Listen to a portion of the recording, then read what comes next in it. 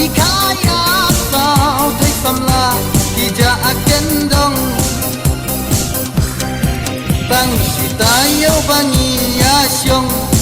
wow ja bien kalaking bayong na bentalay kun rujing dawa babun rukong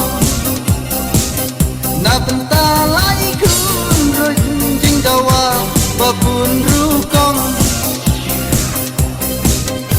teng teng ipang jing shit teng teng ipang napo chanu pat ngắn thôi jing ít là ya sơ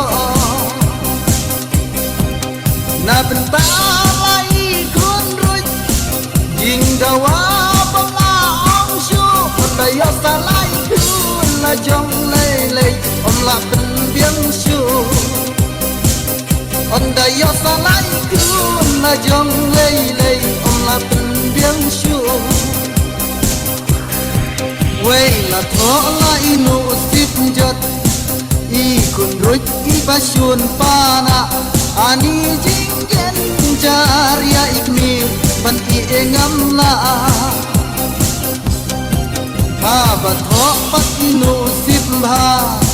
dei reng khat i ba bha jing long la i kun roi ma kna ngap ngo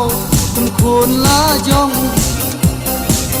lại khôn rối má kna ngạc nhau cùng khôn la jong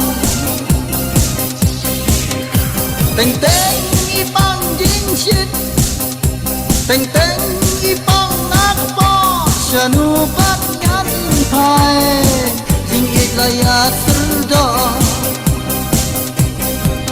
na benta lai khôn rối jing dawa